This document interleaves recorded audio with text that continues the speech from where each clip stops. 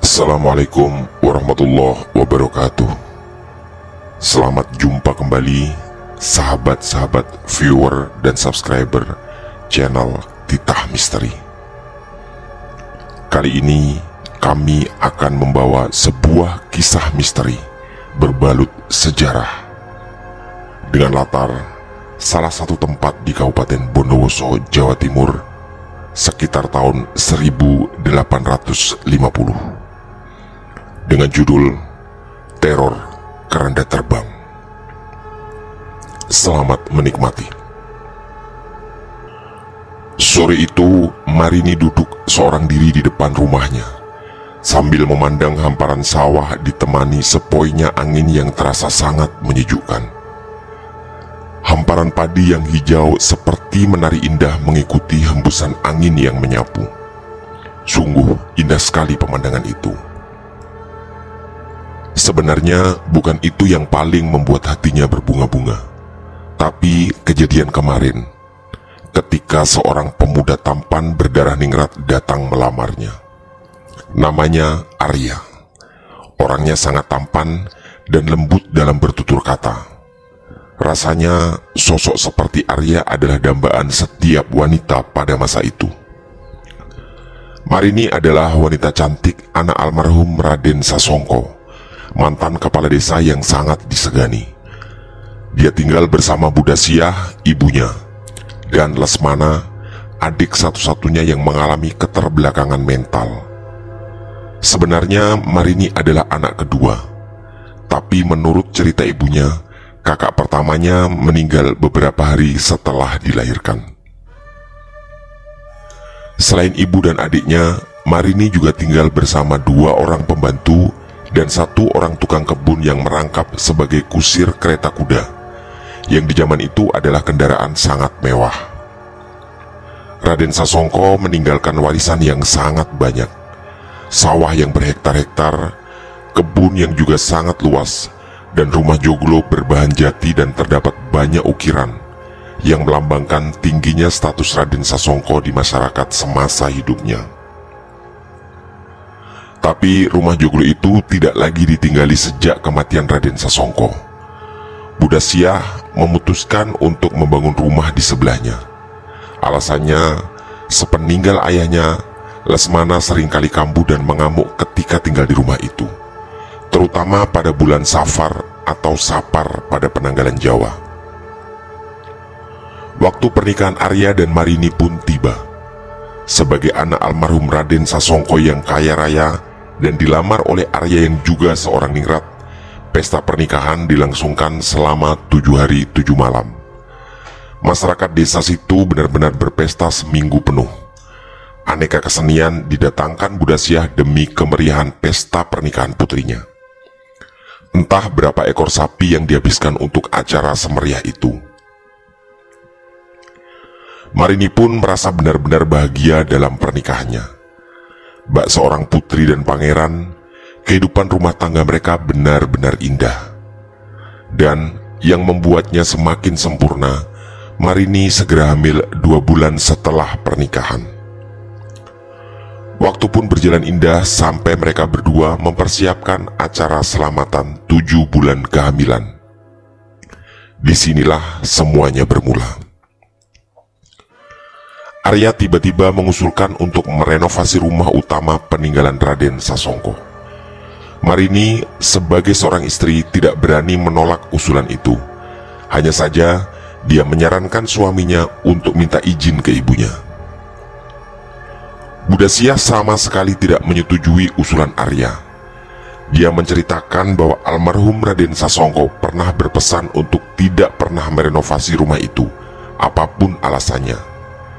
Dan lagi, selama tinggal di situ, Lesmana selalu kambuh dan sering mengamuk, terutama di bulan Sapar. Sayangnya Arya bersikukuh dengan pendapatnya, dengan dalih agar rumah itu terlihat lebih indah dan sayang kalau tidak ditinggali. Dia tidak mengikuti apa yang dikatakan Budasyah. Selain itu, dia beralasan karena bayinya tidak lama lagi lahir, sudah seharusnya dia dan Marini tinggal terpisah dari orang tuanya. Sempat terjadi perselisihan pendapat yang cukup lama. Akhirnya Budasyah pun mengalah. Tapi dia mengingatkan bahwa karena pesan Raden Sasongko rumah itu tidak boleh direnovasi, dia tidak mau bertanggung jawab kalau terjadi apa-apa. Marini hanya menangis karena sebagai istri dan anak, dia merasa tidak berhak untuk mengambil keputusan. Arya pun mencari hari baik untuk mengawali renovasi rumah itu. Dan setelah mendapatkan hari baik dari seorang dukun, dia pun mencari beberapa tukang dan kuli bangunan, serta memesan kayu dan semua bahan bangunan terbaik, tepat seminggu sebelum hari pertama renovasi. Marini sebenarnya masih keberatan dengan rencana renovasi itu. Selain sang ibu tidak menyetujui, dia juga sering bermimpi didatangi almarhum ayahnya yang meminta untuk membatalkan rencana renovasi. Hampir setiap malam Raden Sasongko datang dalam mimpinya dengan wajah yang sangat marah dan mengatakan kalau rumah itu direnovasi akan datang bencana bukan hanya pada keluarga, tapi pada orang-orang di sekitar. Dan yang paling menakutkan adalah pernah suatu malam Marini bermimpi didatangi oleh seorang nenek berwajah mengerikan mencekik lehernya dan merobek perutnya, kemudian memakan bayinya hidup-hidup. Marini lalu menceritakan itu pada suaminya, tapi Arya tidak bergeming. Dia hanya menanggapi itu dengan jawaban ringan bahwa mungkin Marini sedang rindu dengan almarhum ayahnya, atau Marini hanya ketakutan karena sedang mengandung anak pertama. Dan alasan Arya yang paling kuat adalah sebagai seorang suami dan juga ningrat, dia merasa malu tinggal serumah dengan orang tuanya. Dia merasa harga dirinya jatuh kalau sampai anaknya lahir, dia belum berpisah rumah dari mertua. Marini pun sangat kebingungan dan menceritakan pada ibunya. Tapi ibunya hanya bisa menangis dan tak mampu mencegah kemauan Arya. Keputusan Arya benar-benar tak bisa dirubah. Hari pertama renovasi pun tiba. 4 orang tukang dan 8 kuli bangunan mengerjakan itu. Mereka mulai membongkar rumah dan menurunkan genteng, karena Arya ingin merubah total model dinding dan genteng dengan yang paling bagus, demi menuruti harga dirinya. Di tengah-tengah penurunan genteng, seorang kuli bernama Sumitro jatuh dan kepalanya tepat mengenai sebuah linggis yang berdiri dengan sisi tajam di atas. Sumitro pun meninggal di tempat akibat peristiwa itu. Kehebohan pun sontak terjadi. Budasyah sekali lagi mengingatkan Arya untuk membatalkan renovasi. Pesan almarhum Raden Sasongko agar jangan pernah merenovasi pun diceritakan kembali pada Arya. Marini juga berusaha memperkuat itu dengan mengingatkan Arya tentang rangkaian mimpi-mimpinya. Warga sekitar pun terlihat banyak yang menyalahkan Arya. Akhirnya Arya sedikit melunak, tapi tidak untuk membatalkan renovasi. Dia hanya meliburkan semua tukang dan kuli selama seminggu, menunggu sampai tahlilan malam ke-7 atas kematian Sumitro. Arya benar-benar keras kepala. Kemarahan Budasyah dan tangis Marini yang memelas tidak dihiraukannya. Dia beralasan bahwa kejadian itu hanyalah kebetulan atau memang kecerobohan sang kuli. Menurutnya, orang yang meninggal ketika bekerja bisa terjadi di mana saja, dan itu tidak akan membuat dia mengurungkan niatnya. Kejadian-kejadian berikutnya pun semua mengarah pada pembatalan renovasi. Karyo, salah satu tukang yang hadir pada acara tahlilan malam ke-7 kematian Sumitro, mengalami hal yang tak kalah mengerikan. Dia melihat sosok Sumitro ada di antara jemaah tahlilan. Sumitro seperti melambaikan tangan dan memanggil dirinya. Tapi itu hanya beberapa detik karena kemudian sosok Sumitro menghilang begitu saja. Malamnya, Karyo bermimpi Sumitro mendatanginya. Dengan wajah yang hancur dan suara yang sangat mengiris hati, dia meminta Karyo menghentikan renovasi rumah. Tolong hentikan, supaya kalian terhindar dari bencana yang lebih besar." Begitu yang diucapkan Sumitro dalam mimpinya. Karyo yang tiba-tiba terbangun setelah mimpi itu merasa sangat ketakutan. Semua badannya gemetar dan mimpi itu terus-menerus melintasi benaknya.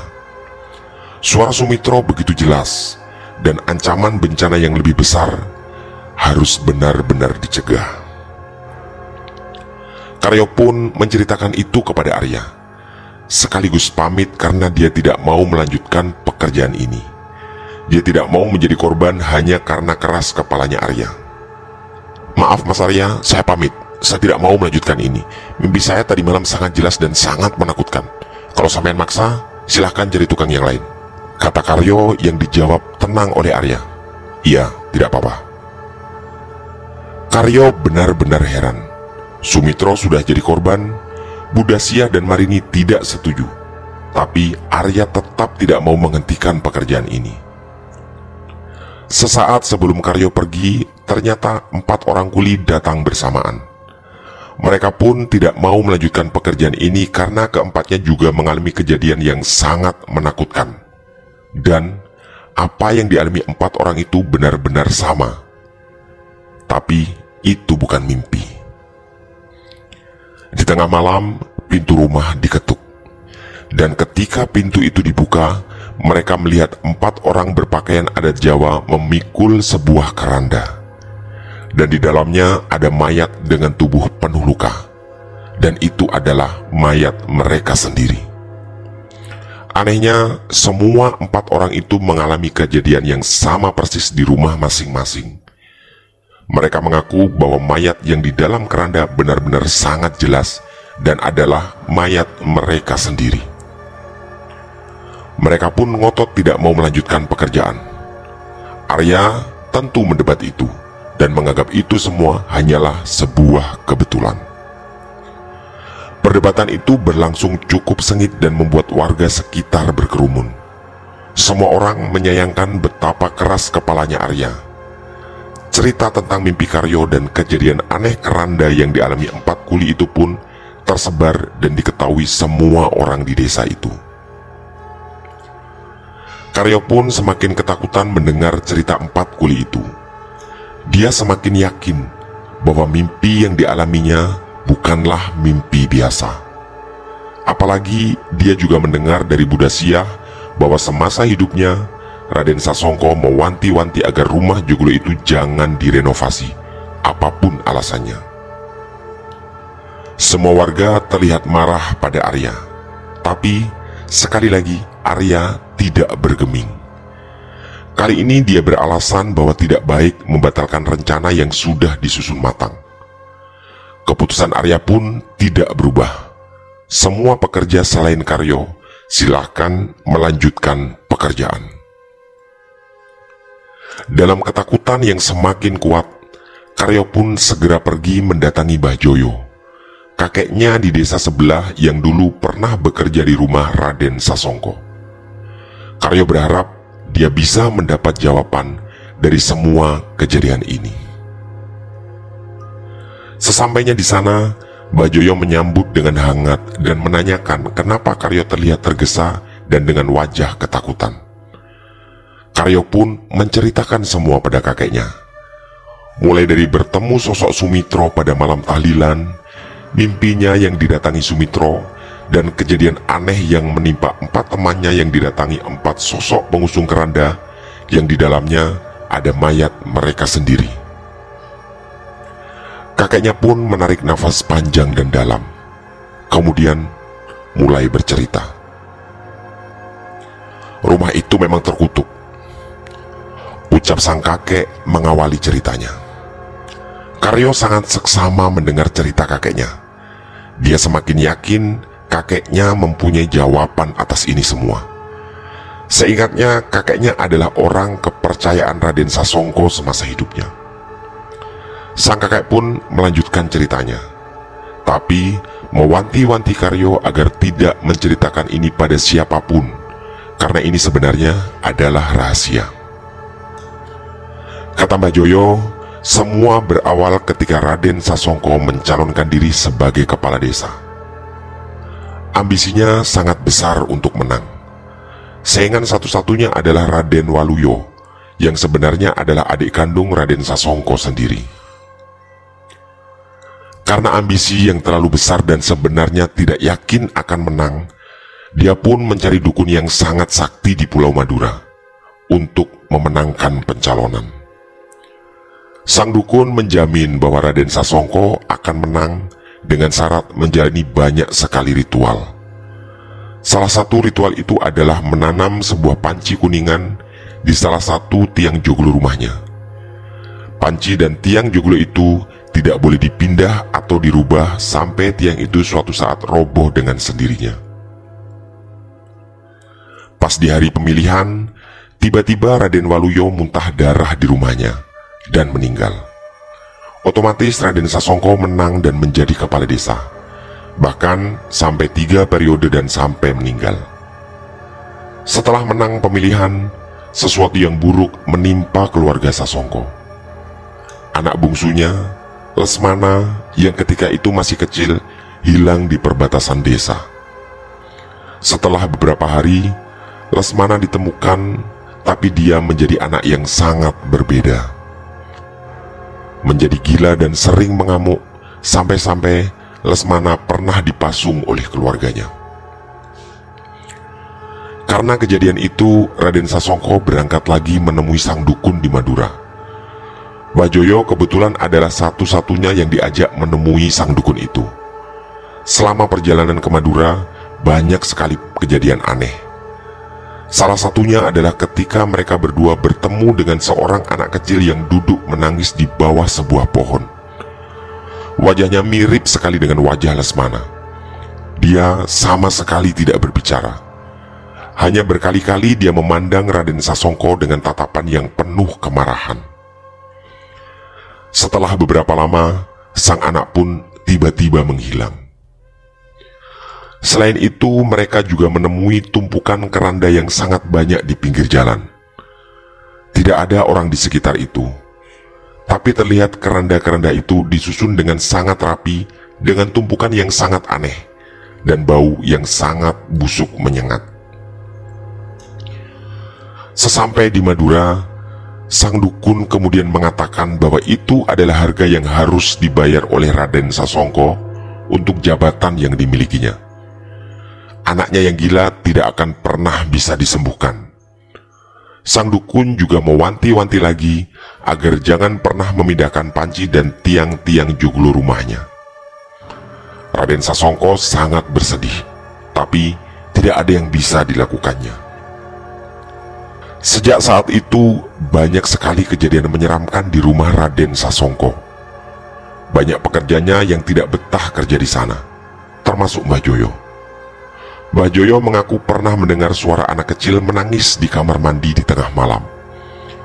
Dan ketika dilihatnya, ternyata itu adalah anak kecil dengan wajah yang sangat mirip dengan Lesmana, berjongkok di dalam kamar mandi dengan tangan dan kaki terikat. Beberapa detik Mbah Joyo melihat itu. Dia sangat kasihan dengan anak itu. Kemudian, anak kecil itu tiba-tiba menghilang. Karyo manggut-manggut mendengar penjelasan dari kakeknya. Dia merasa benar-benar menemukan jawaban atas semua kejadian aneh yang terjadi. Sebelum pamit pulang, sang kakek pun mengulangi pesannya untuk menjaga rahasia ini. Karena hanya 3 orang yang tahu, yaitu Mbah Joyo sendiri, Raden Sasongko, dan dukun yang di Madura itu. Sekarang, Karyo menjadi orang keempat. Hujan sebenarnya cukup lebat, tapi Karyo segera pulang karena ingin segera menyampaikan ini pada teman-temannya. Di tengah jalan menuju rumah Arya, banyak sekali warga berkerumun. Dan ternyata, lanjut part 2. Demikian kisah misteri teror keranda terbang part 1. Insya Allah pada hari berikutnya di jam yang sama, kami akan mengupload video kisah misteri teror keranda terbang part 2. Semoga kisah ini cukup untuk menghibur dan menemani sahabat-sahabat viewer dan subscriber semua. Kami mohon maaf apabila terdapat kesalahan dalam penuturan kata. Kami dari tim Titah Misteri mengucapkan terima kasih dan Assalamualaikum warahmatullahi wabarakatuh.